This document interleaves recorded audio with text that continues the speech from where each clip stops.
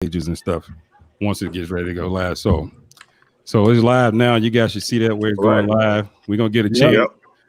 We're gonna get a chance now so people to get a chance to log in, to get a chance to be a part of the broadcast.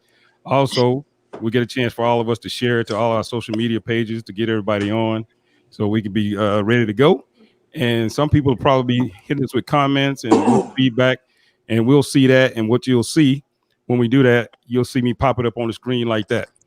So you guys see that it'll pop up on the screen if somebody has a question or somebody wants to chime in with a comment. If I want to put it up there, all right. So the share. Right. I'm looking right at it. The share. We have to. You tagged everybody came back. Not yet. I haven't sent the post out yet. Okay. All right, I got my Facebook page up. It's on. No, you got to go to the Sports Shop page. No, we're gonna share it to his page. Okay, well, I thought you told me to go to the Sports Shop. You're right. If you're already there, Phil, just go ahead and share it. Share what? Okay, so it says live. Yeah, it says live right now. Okay. Right now. I don't see nothing that says live. On the Sports Shop page. I'm on the On the Sports Shop page, we live. Yeah. We got it, Phil. I see it. Yep. I see something says April 17th show testing. Stream Hallmark Channel Radio free 5:15. Hey man, somebody get Teddy Riley out the phone. Somebody get Teddy Riley. This is gonna be fun. I need help. Okay, tell Terry what to do. We got it. Oh, y'all already done it on my page. We'll send it to you, Phil. No, seriously, send it to Hey Jazz. I have my page open, but I don't see anything on it yet. Yeah, I went to the Sports Shop page. It was on there. It's on there live. Where did you see that at, Chucky? I'm on the Sports Shop Radio. I see posts, people, groups, photos. Yes. I need to go into videos. Go into videos. The Sports Shop Radio. Yeah, it's on that page. Yeah, it's on there. Scroll down. Scrolling down. Like you see Earl. Yep. I see something that says, I don't see anything that says live, guys. Okay. We got. Yes, live with all of us on here. No, not on Sports Shop Radio. Hey, K-Mac, are we broadcasting live? We are broadcasting live. Okay, well, let's rock. Yeah, it's live. Hold on, I got my phone right here, Phil. Waiting for me to Here it is. See that, Phil? You see it? It just got here. You sharing it, Mitch? I'm doing it. You want to write post? Huh? Yes, live with all of us on. I'm trying to get it myself. I can't get it myself. Okay. Mitch has got me. Okay. All right. But hey, for everyone that's joining us, we so excited right now. This is called the Sports Shop Drop In, our first version list. We really What's on your mind?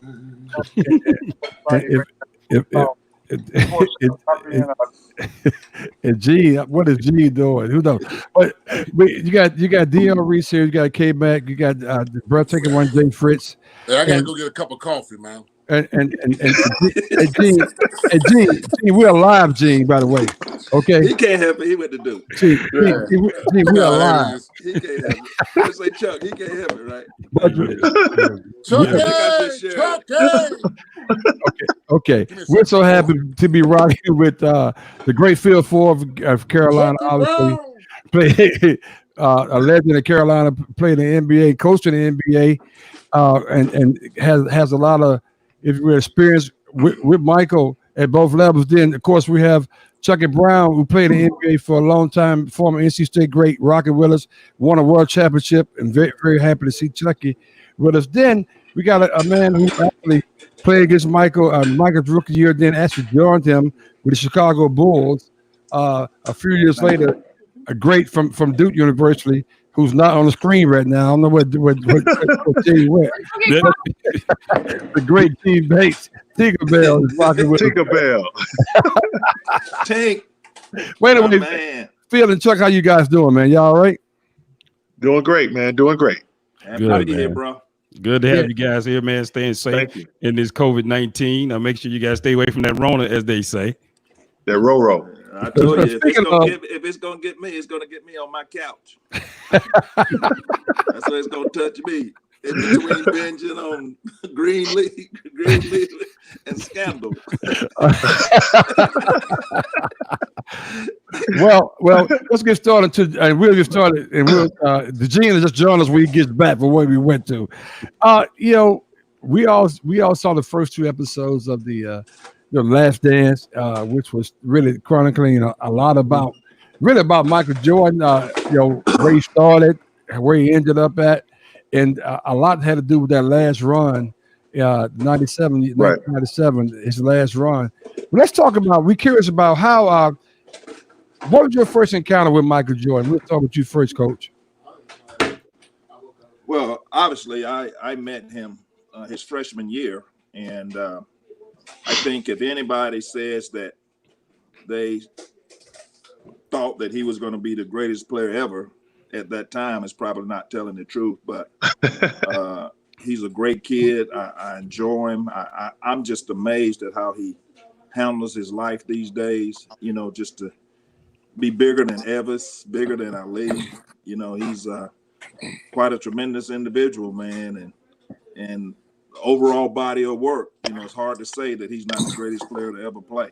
With his competitiveness, his knowledge of the game, his skill set, his athleticism, his savvy. He has it all.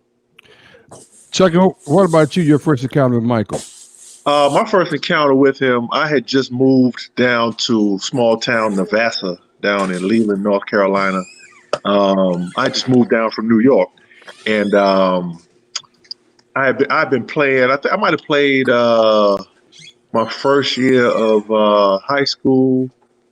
Might have been first year high school down here, second year high school. No. I take that back. No, it wasn't until college I met him. I saw him a couple times in Wilmington, but never talked to him.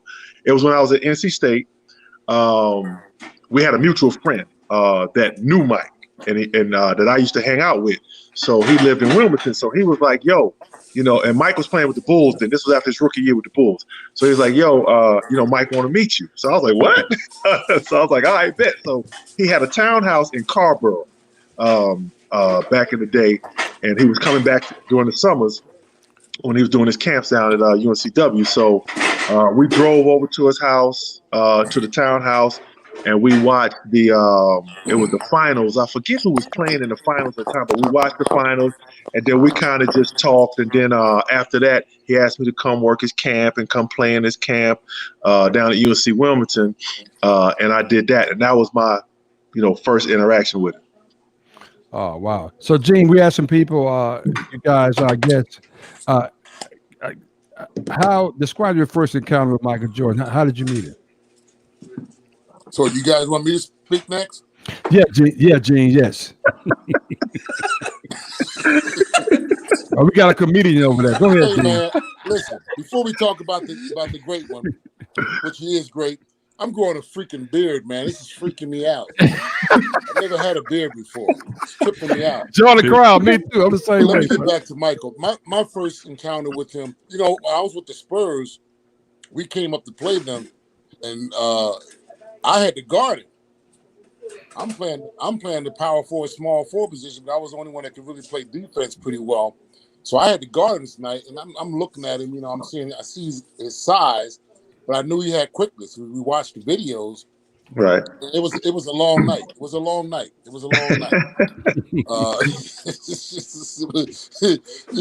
I tried to bite him a little bit, and he was stronger than I thought he was. Yeah. His quickness was unbelievable. So, and we didn't play help defense too well. So I kind of try to stay toe to toe with him, almost like grabbing onto his shorts kind of thing, because he's super quick. Mm-hmm. But and then the irony of it is, I get traded the following year to play with him. Wow. Stan brought me in to play with him, and we drafted Charles Oakley.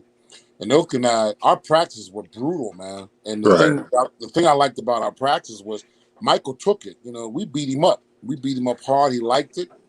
He's as what you guys know, he's a crazy competitor. Doesn't like to lose in anything. We beat him down. He took it. The thing I can say about him that makes him so great is that when he's in practice, he really goes all out hard. Wow. He's going to come at you. He's going to talk shit. Excuse my French. He's going to take challenges. He's coming at you. So practices are so hard that the games really are kind of easy for him. Right. He really Right. goes out pretty hard. And I had a great respect. He had a great respect for me. But he was still young, so to speak. But David Falk and those guys, they groomed him pretty well on what he needed to. Mike didn't get involved with a lot of issues. He left that stuff alone, which is probably in his development a smart thing. He gets criticized for it now, but I understand what David and those guys were preparing for him. But the thing I liked about him more than anything else is that he didn't like to lose. Right. He didn't like to lose, and he's a beast, man. He's the type of guy you can't get pissed off. Yeah. You don't get him pissed off because he's coming at you. He's coming at you. So then Oak was there. We protected him until the Detroit Pistons thing. It was a crazy thing, but I had a lot of respect for him. To me, I personally will say I wouldn't call him the greatest because I think Wilt Chamberlain was the greatest in basketball. Okay, we're gonna get to that. Hold on. Now. We're gonna get to that part. Don't go too fast. We're gonna get to that. I apologize. I got it's all good, man. It's all good.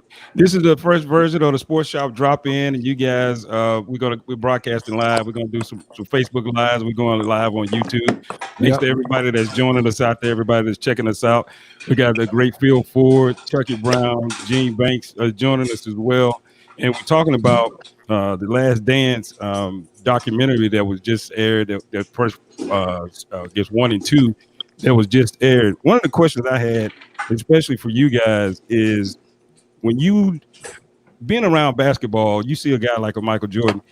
Just give me if you can remember that one time when you can remember this guy is special. This is how I know this guy is special. The one thing you saw one time, the first time you saw it, you say this guy is special. Go ahead, Phil. Well, I mean, when Michael first got to Carolina, we were all going back in the off season. The guys that were playing pro ball, we were all going back in the off season to train at Carolina before we went to training camp. We went back and stayed the summer there and worked out and played. And you could tell early on that he was just tremendous athleticism, and he just loved to play. I mean, he was seemed like always in the gym, even when we weren't playing pickup. He was always down there doing something. And I think with that combination of athleticism, and I really believe, playing for Coach Smith, that didn't give him anything. I used to tell Coach Smith all the time, I thought practices were harder than the games. I mean, I could be standing on the sideline watching practice, and all of a sudden the whistle would blow, and Coach Smith would ask me something that's going on the court that I should be paying attention to, that I better have the right answer. And I think playing for him and just understanding how to play and picking up the nuances of how to play basketball, because there's a right way to play and a wrong way to play. And when, as I said before, when you put that combination of athleticism and savvy and love and desire, and then having to work for it, not giving anything, a lot of times he could have probably gone to a lot of schools where the coach was just roll the ball out and let him, do what he wanted to do. But, I can tell you nobody at Carolina, not with Coach Smith and Coach Williams, they don't get that. So, I just, those combinations of things, I just think makes him a great player. It's not something that I saw in one particular play or one game. I just think it's just an overall, body that you knew that he was going to be really special. Chuck, what about you? I think for me, watching that after that 82 championship, that shot, I think you thought something then, but then when he went to the Olympics, when they had the Olympics, and it was like the college dudes was playing against the pro dudes, and they was putting it on TV, and I mean he was putting on a show, and we like, wait a minute, like, yo, these are the pros are supposed to be the best dudes, out there.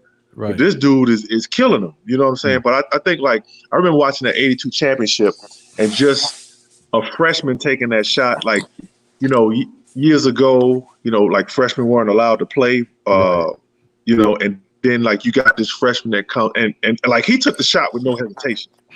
And that was I think that was one moment, but then the Olympic moment, I think that really let me know that it was going to be he was going to be something special there. And just to add to Gene and Phil's argument, I think Kareem is the GOAT. So go ahead, Gene. Ouch! Oh, we'll get into that. Well, I can't dispel Kareem, and I can't dispel Bill Russell and all that, but nothing but mad respect, and that's a hard thing. With Michael, it wouldn't have anything to do with the Dipper being from Philly, would it? No. Listen, he averaged 50 in the whole 9 yards. We ain't gonna have that's like you say, K Mac. That's an argument for another day. But when I knew he was special, I mean, I had to guard him. Like I said, when I played with San Antonio, I had to guard him the year before, so I got a glimpse of him up close. And I saw that then to come to the team and to be on the team with him, him being young. When I really saw it was in practice. I saw how he would go in practice, and the thing I liked about him is when we decked him and knocked him hard and banged with him, and he kept coming back. I was like, besides him scoring and his basketball IQ, he likes that physicality of the game. Right. So this dude, man, when the guy can deal with that physicality, that's deep. Right. So I knew he was going to be special. I already had a taste of him before, and then now I'm practicing him in practice every day. And then the game time come. I loved it, man. I feel very, very blessed that I had the opportunity to be on the floor with him, and be out there with him. And we had somewhat of a rapport. We didn't have that great of a team, and our bench was terrible, but he was who he was. It was the development. So nothing but mad respect. He's a phenomenal. If nothing else, Michael is. If you argue about Kareem, well, he is number 2 slot as the greatest. I would like to give one. I would like to give one. But Wilt and Kareem, they just was unbelievable. Mike's I can't say SHIT because it's FCC. I know that, but I'm gonna say that he is the shit. It works for me. It works for me. I can hear this all day. It works for me. You guys not gonna get fined or anything like that if I say bad words or nothing like that.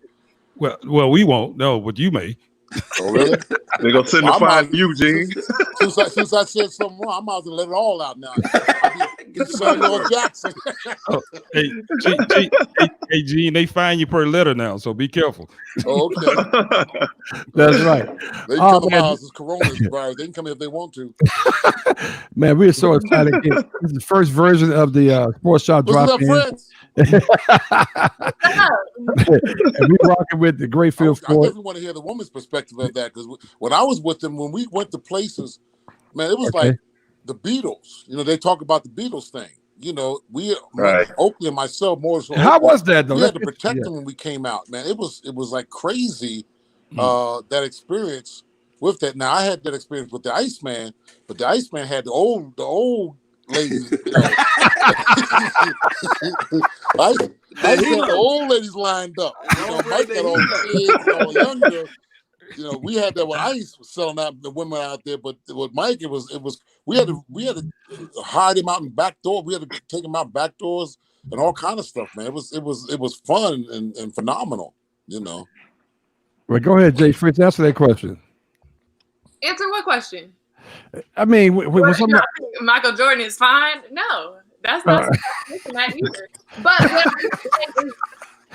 Future, I had nothing to do with this question. I don't know. I saw your head that you texted told him to ask. That's the state guy. That's the state guy, the Duke guy, the Alabama A&M guy, and the I didn't ask that question. Have nothing to do with that question. I didn't throw that question out there. No, but I did notice that women and children, especially I think it was the second episode, you heard from them more. Like there were the 2 kids who said they wanted that for their Christmas gift, to see him play over actual Christmas gifts and things like that. So like how, I guess, did you see his presence like shift and change things that you would normally see? Well, I'm gonna tell y'all a little secret. Michael used to crack on Granville Waiters. You remember Granville Waiters? Oh yeah. And Granville had that little spot, and Mike had a little hair back in '85. He had a little bit of hair, and he was trying to keep it groomed up. But he was cracking jokes on Granville. This is no lie. And Granville did that Color Purple thing. Said, What's going to do to you? What's going to happen to me?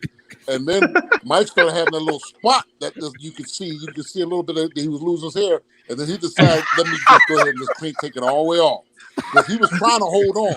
Mike was, and I'm not joking. He was trying to hold on. Hold on, Gene. Are you saying that the infamous Michael Jordan, clean shaven head was not on purpose? It was necessary? Yes. Yes. Okay. Yes. All right. We'll go with that. That'll be backed up. I'm gonna get Granville because Granville was a young guy. He had the George Jefferson thing going on. Yeah, I remember him. But he's about 45 when he was like 20. And Mike used to eat him up. Mike's the worst when it comes to cracking on dudes. Mike will tear you down. And Granville just stood like that, say, "Hey, what goes to me goes to you." And that's when he started getting them little spots up at the top. He had to go bald, man. He had to cut that off. I tell you, we get the inside to the inside for real. I know what that means. But we ain't gonna go there. This story ain't about me. What? So did you guys? I know all you guys probably had a chance to see the documentary. What was your reaction? Reese? Uh-oh. I want to say that he was saying what was your reaction to the first 2 episodes. Right. So Fritz, do you think he was fine, Fritz? No. Okay. Not that he was like unattractive. It's just he just wasn't attractive. He was just MJ.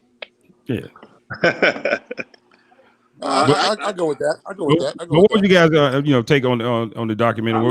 I think it's an opportunity for people to probably get to see a side of Michael that you probably don't get to see. And, a lot of things you hear, which, you can't go by, when somebody's that popular and that demanding, you can't believe everything you hear or sometimes, it's hard to even believe everything that you see, with somebody that large. But I think it's great. I think it's a great opportunity for people to get to know what a good dude Michael is. Yeah, I thought it was a good documentary. So far, so good. I thought it got to show some behind the scenes stuff that a lot of people did not get to see.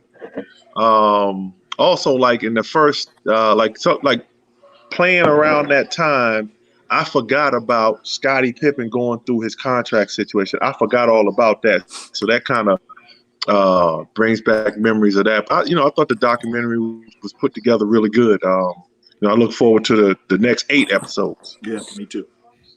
Wow. Well, Scotty went through his thing too, but Mike had his situations too with the Bulls. He had some serious battles. Talk about that. Yeah, I heard a little bit about that. Talk about that. He missed a couple practices before his practice would start because he was trying to negotiate, and the Bulls were talking to him about, well, you'll make more money. We'll work on this. We'll come back and talk about this, but you're making more money off the court as well as on the court. So this should not be a distraction. And luckily, I guess David Falk and his group and all of them, they decided to let him go. But Mike was not very happy. He was not very happy about it. Right. David is the best. And, I think they took advantage of it. I read something that I think Michael was worth like over $1 billion to the city of Chicago or something crazy like that. And, they didn't take advantage of that for a long time. I think just being nice people. Yep. Wow. Yeah. And Mike was kind of pissed off when he came to practice, man. Guys got it. He was throwing bows. He was pissed when he did finally come. I'm serious. We knew what it was all about. Right. So, I played for the Bulls. I respect the organization. I'm not going to say anything negative to it, but they did some things that were just they could have did things definitely differently. Let's say that. And that's the interesting point. Let me take it to this question. And you, I guess you worked for him. He was Jerry Krause, Gene, and I'm not sure what Phil or Chucky had in involvement, but it seemed like the first 2 episodes, it wasn't a good look for him, Jerry Krause, at all. It seemed like he was a guy that was really wasn't a good guy in that scenario. How true was that, in your opinion, Gene? Well, I was around him. I had a good relationship with him because nobody else wanted to be bothered with him. So I at least speak. I was the player rep, and I did some things around. But I'm gonna tell you one thing. I saw some good things about Krause, and then when I ruptured my Achilles, I saw the evilness about him. because I ruptured my Achilles. You know, we got into a major fight, man. It was on the front page of USA Today. And the thing was, I didn't get mad at Mike, but Mike stayed away from it. But to get back into the concept of Krause, Mike used to roast Krause all the time, man, because he would be sitting in the front of the bus. He's eating crackers, he's eating donuts, man. The donuts is all the person is sitting all on your shirt. That's why they called him crumbs. They called him crumbs. Wow. But he's sitting in the front seat. He's sitting in the very front seat. He's got crumbs. You know, sometimes you just brush that stuff off of you. He just let him sit right there. And Mikey just roast him all the time. You know? And he was a very sensitive guy. He just took it like when Mike do that. But he's the type of guy in the back of his mind, he's gonna get you back. He was that kind of guy. He felt he put that whole team together, but he made some moves and did some stuff up there that was just unethical. Even the thing with Phil, he already made his mind up what he was going to do with Phil. He was going to bring Floyd in, and Phil was gone. That's how he was. Right. Did the same thing with Doug Collins, but that's another story. Too. You know? So, Coach Ford, Chuck, did you guys have any interaction with Jerry Krause at all? No, I didn't. Okay. No, I never did. I saw him like when you go to games, he would walk down on the floor for a minute, you know, like pregame. I saw him, but I've never spoken to him, said a word, but I saw him. That was about it. So never any interaction with him. Well, question about Scottie Pippen's contract, was a 7-year, $18 million. Obviously a move for security, but like how common was that kind of contract back then? Oh, I think it was common because that was the market back then, probably. So, but I do think that what happened with Scottie, you know, once they saw what type of player he was, I thought that, you know, a good organization would take care of him.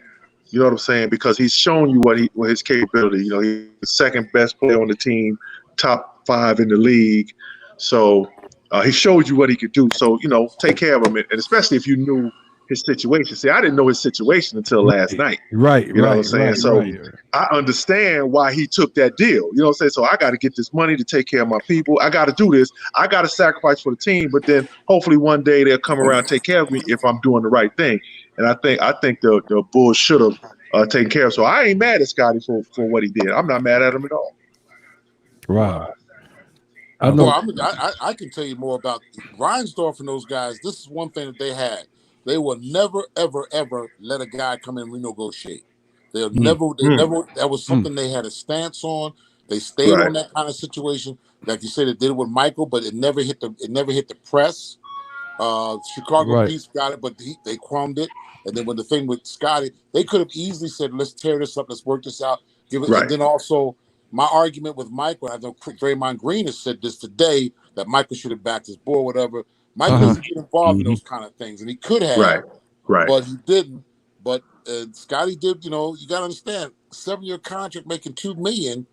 You know, I'd have got a little pissed too. You know, and with the team like it was, you won championships. They could have done that. They could have did that right, and they didn't.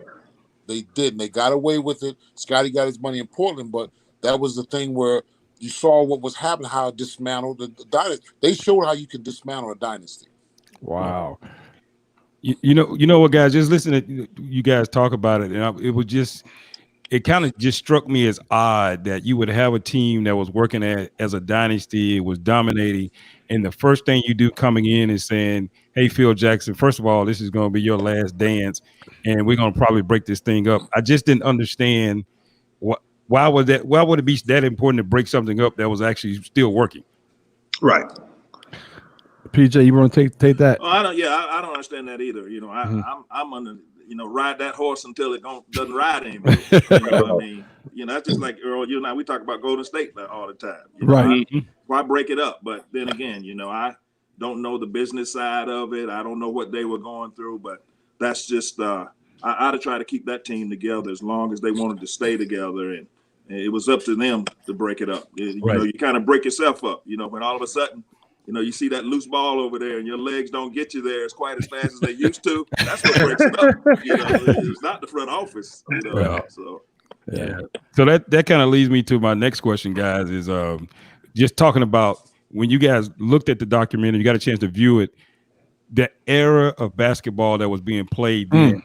Talk about what, kind of your thoughts on that and what you were looking at, because a lot of people that was watching it the other night was like, well, it didn't look, it just looks different than it is today. Talk about just the era of common basketball foul then. back then to get you 3 games today. These young guys have no clue how it was to play in Right. that era. Yeah. They would never Right. have that experience. The Phil dealt with it, Chucky dealt with it.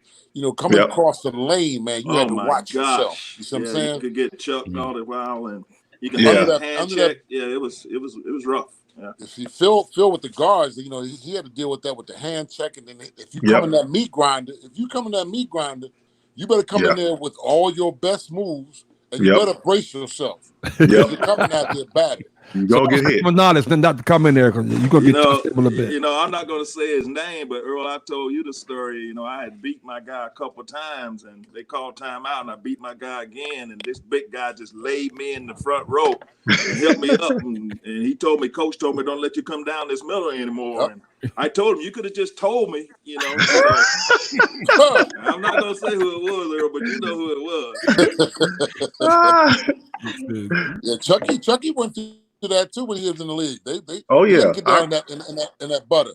Yeah, you like I can remember like my rookie year, the Pistons were the bad boys. So I can remember like going through the lane, and like one time we were on a fast break. It was myself, Craig Elo, and I forget who was on the other wing, but Craig Elo gave me the ball, and Bill Lane Beer was backpedaling. So I'm like, okay, so I was known as a dunker, so I'm like, I'm gonna go smash it on him, and I'm gonna get my highlight. So I went up to go dunk it on him. So you know how he used to stand with his hand straight up? Yep. Like this. So what he did was, as I went up, he took his hand and just like bam, like right in my face. And I missed the dunk. And it was no foul. You know what I'm saying? So, and I'm looking at the referee like, yo, that's nothing, but that's just how it was. When you went to the lane, you was gonna get hit. And like nowadays, like it's a lot of like sometimes guys get into it and it's a lot of woofing and stuff. And I can remember like guys getting choked. You get the $50 technical fine. It's only $50, and you keep playing. You keep playing. Now that's an ejection and maybe 2 games today. So so it's a little different now. Definitely like back then we had to lift weights. You know what I'm saying? We had to lift weights back then. I mean, when we played Detroit, they would go after Michael. They floored him. And me and Oak went after Lambert and Rick Mahorn. To this very day, Rick and I get into it because Rick said, "You knocked out my 2 front teeth." I don't remember that. I remember that because I don't get into the fight thing, But if I snap, I'm not who I'm the same person. I'm just saying I will be diplomatic. And Mike that's that West Philly. No, Mike said, I want you. Mike will always say, I want you snapping today. I don't get into fights. I'll bang. I'll be diplomatic. But if I go to that other level, it's a whole different level. Right. And me and Rick got into it, and I went at him, and Rodney came. He backed off, but. Every time we played them, man, if we were up 10 points, some shit was about to happen. It's about to always, and the person that started it was always Isaiah. Isaiah Really? was a sneaky, yes, sir. Isaiah caused all that. He's a sneaky dude, man. Right. Sneaky dude. And then Bill just an idiot. He just follows suit, does something stupid like he did with Chucky. He'll do something crazy, Man, we having a great conversation. It's a sports shop drop in our first version list, and today we discussed it among many other things. The Last Dance, and let's get back to Michael Jordan a little bit. What impact do you think he made on the game? Anyone you got to chime in? Oh Lord, well, Phil can go ahead first. Well, I think when anytime you have such a figure that becomes bigger than life in your sport. That's a big burden to carry, because, and again, Earl and I, I talked about it, like I said, if he gets 50 one night, when he goes to the next city, they don't care about you got 50 last night. They want to see their 50, Right, So right. every night you play, And guys trying to make a name for themselves too. Mm-hmm. So Right. I just think the fact that he was such a figure on the court and off the court, I just think he did tremendous good for the NBA. And such a great player and such a diplomatic, not only in the United States but all around the world. Yeah. I've seen documentaries on the Olympic team. When Right. he was over there, he was larger than life. So, Hey, Coach, let me ask you a quick question before the other guys chime in. Did Coach Smith ever share anything with you about Michael in terms of like he was just special? Has he, Coach Smith? I know you guys very close. I think the one thing that Coach told me that kind of was interesting is it's the first time they went in Michael's house. Right. During the whole conversation, when the coaching staff were talking to his parents and everything, that Michael sat there dribbling a basketball. Oh wow! Just dribbling a basketball the whole time. I mean, they were talking and Michael's just dribbling. And you think about that, that kind of sums up who Michael is. Yeah. How he works and how much he really loves basketball. I think that's one of the guys. He just loved basketball. He just loved to play. And boy, he definitely took it to another level. Gene, his impact on the game, because you played with him. Magic and Bird brought the interest back. Michael grabbed it and took it to a whole nother level, especially with the younger people. He got the younger people more involved into it, where and then the sneakers and then just his youngness and his exuberance. Then he grabbed it and took it to levels that just unknown, global. Global. Right. So that speaks for itself. Magic, Bird, they brought it back, but Michael took it to a whole. He grabbed it and took it to a whole nother level. And the one thing I want to say, I love Michael's mom and his dad. I love that they were just good people, and you saw the stock that he came from. His brother and his family. They were good folks, man. They were good, awesome people, man. They were amazing. I miss his dad. His dad always. His dad. We used to talk all the time. Wow. Chuck, his impact from your perspective. I think he had a incredible impact because, like the baggy shorts, like the shorts got bigger. Like, everybody was getting away from the John Stockton type shorts and starting to wear the baggy shorts. Also, people like when you watch the Bulls during the regular season, how the Bulls used to wear the white shoes during the regular season and the white socks, but in the playoffs they wore the black shoes and the black socks. So I think that also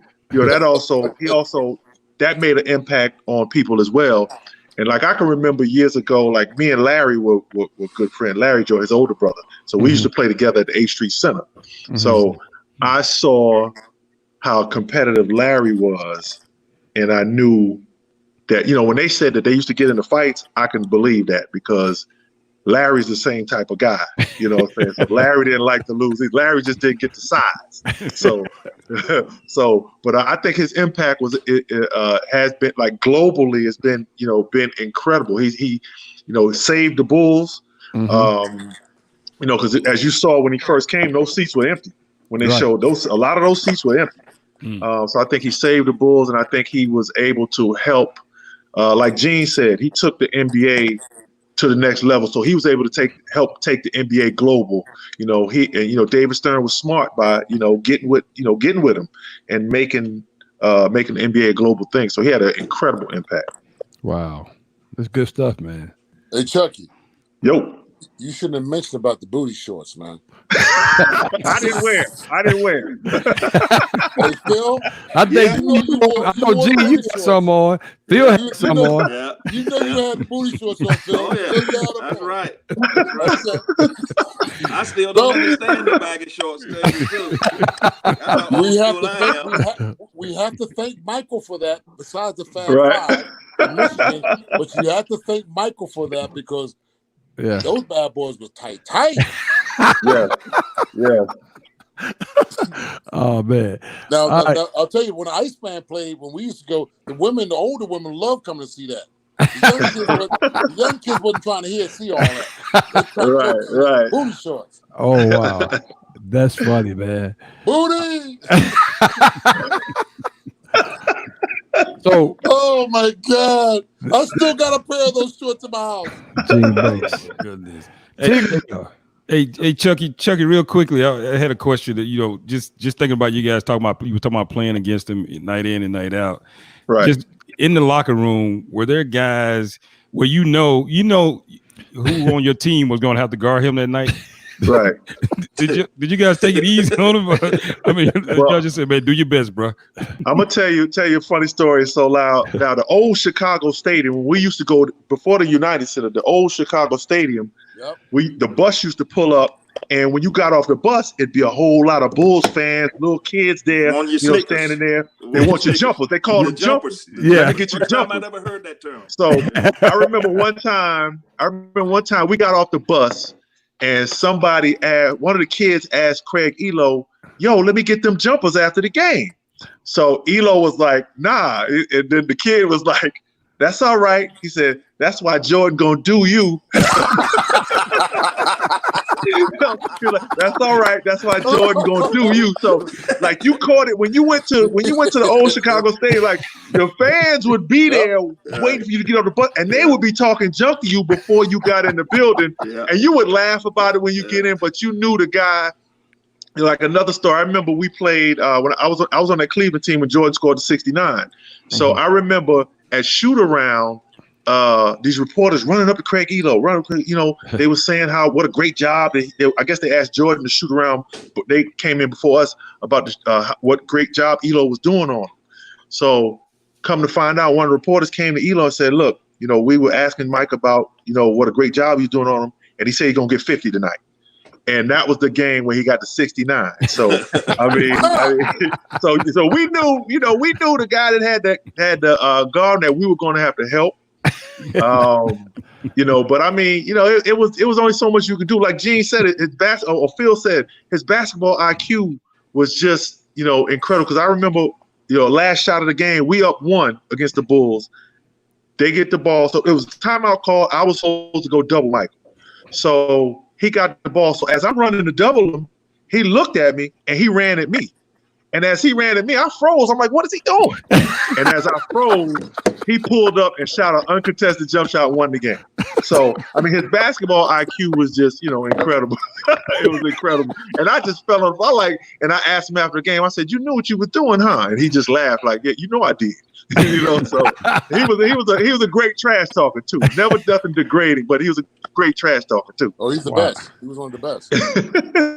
Oh wow! So this last segment we're gonna get into, and hopefully we can get out before the day breaks, because it's always a tough conversation to have. So when you look at Michael, and when I saw Michael, I'm like, incredible. Look at Michael, and of course with the documentary. Then you kind of fast forward to LeBron today, and that's been a whole lot of debate. Can Michael play in today's environment? What? Come on, man. Here we go. Come on, the Dipper could play today. But no, people. According to K-Mac, people are there, instead of having 3 or 4, 6'9" guys that can play, you got 7-footers that can play like guards today. So it'd be difficult for Michael to get into the lane and do the things he's doing. Mike will be averaging 37 to 40. Wow. Okay. There's no touch. The way they call the fouls, yes. You couldn't get close to call the fouls, yes.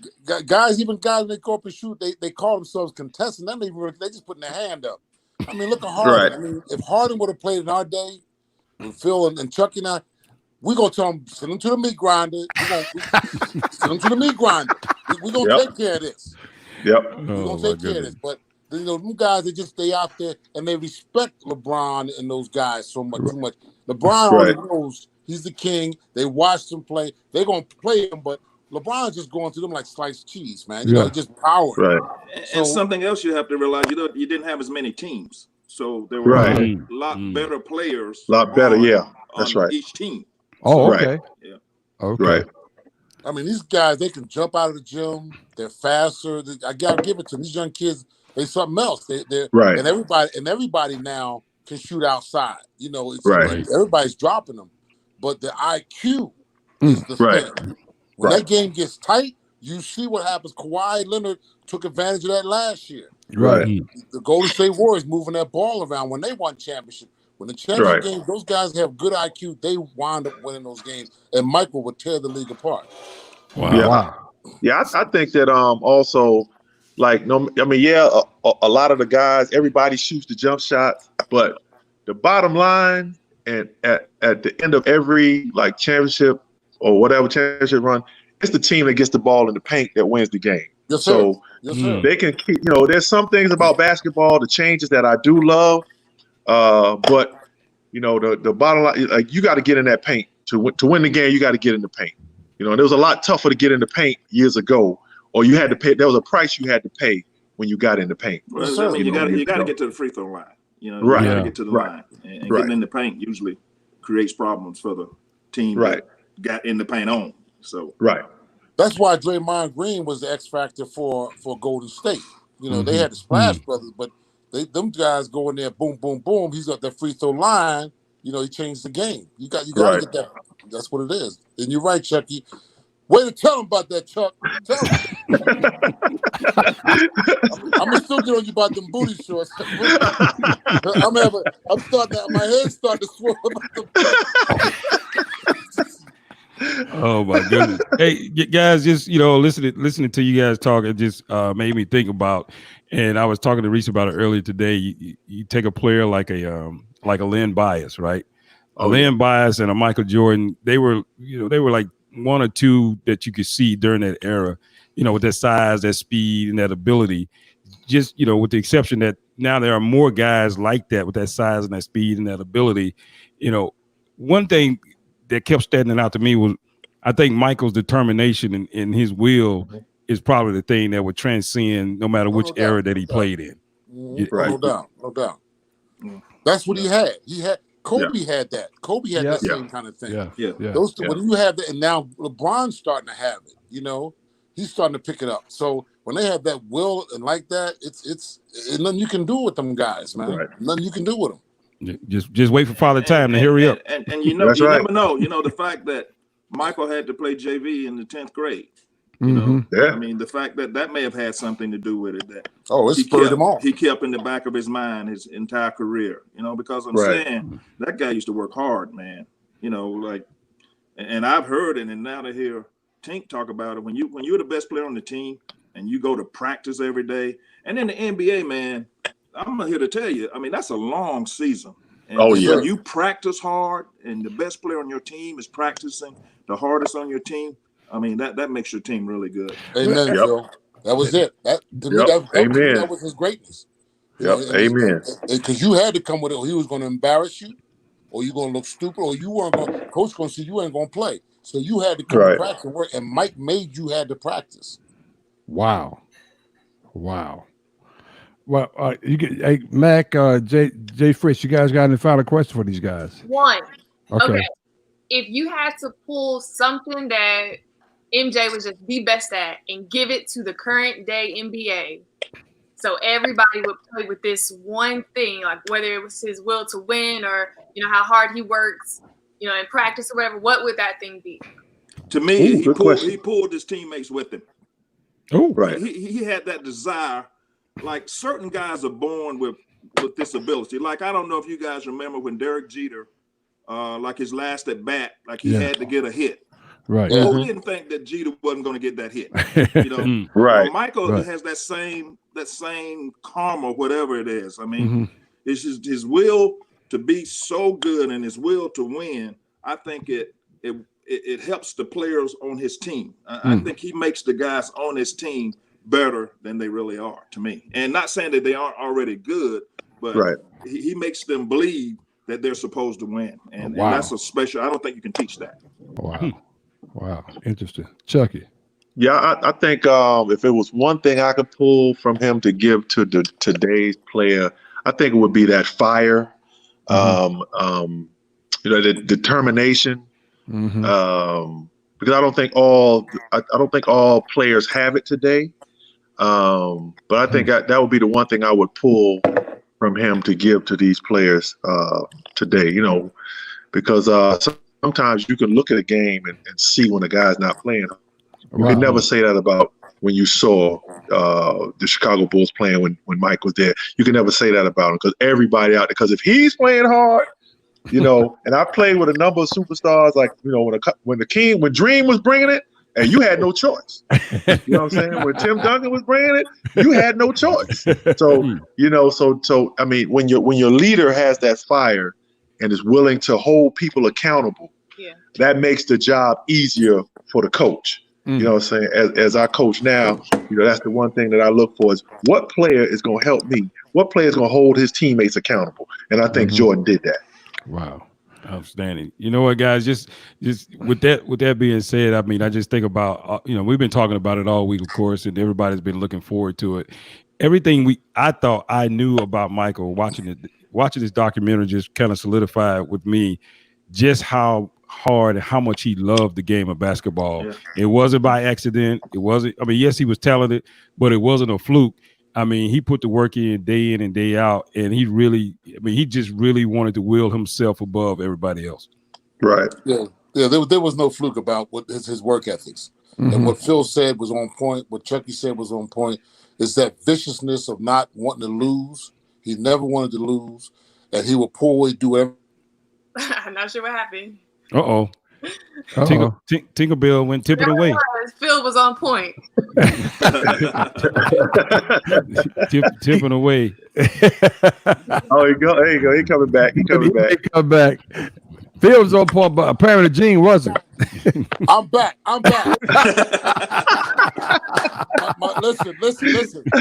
My daughter came through here and showed me the booty shorts, and that caused the connection to go back. It shook me up.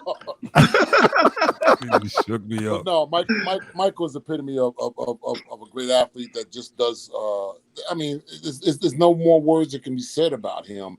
Of his manner of his will, he loves, like Phil and Chucky said, he loves the game, and he loves it. He took every minute of it and embraced it, and whatever it took, that's what he did. It was right. He's a blessing. He was a blessing for basketball, for the NBA for sure, but he was a blessing for a lot of people, man. It was. I was very blessed to have the opportunity to play with him. I mean, I'm very serious about that. Wow. Mac, any closing words on your end? No, I just want to, thank all you guys for joining. I want to thank you guys for joining. It's been great having these conversations. It's been great having you guys on because we all think we know everything there is to know about Michael Jordan and, everything we've seen and everything we've heard. But it's always good to hear from people that have got a chance to guard him one-on-one, got a chance to recruit him, got a chance to play with him when he was in Chicago, got a chance to. How many people, Gene, can say they elbowed Michael Jordan in the chest? Not many people. So, right. So he got some. He got some. Hey, this has been fun. Do you guys need the address where to send our checks? Feel for it. Hey, come. You're right. Because Corona's got us locked down. I'm locked down here. You know what I mean? Hey, Phil, if you know like I know, the stamp is going to cost more than the check. That's how you guys treat me. Hey, guys. You guys are all personal friends of ours, but we really want to have you guys on.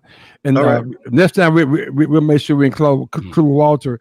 But you guys have been true patriots for not only for the universities, Carolina, NC State, and Duke, but you guys are even better people in what you guys are doing in the community, and we just appreciate you guys. And finally, you guys are just nice people, and there's no substitute for that, man. We appreciate you guys and what you guys do. I mean, I love me some Phil. I keep telling people I love that hop skip. That he was the best. He was the best. Hey, Chucky just smooth. I just call him Chucky smooth. That's all. Chucky smooth. That's a bad boy. That was a bad boy. Couple things, guys. I forgot to mention we had a couple hundred people that were chiming in, putting comments in. Oh, wow, good. Thank you for all your comments. Thank you for chiming in. Yes.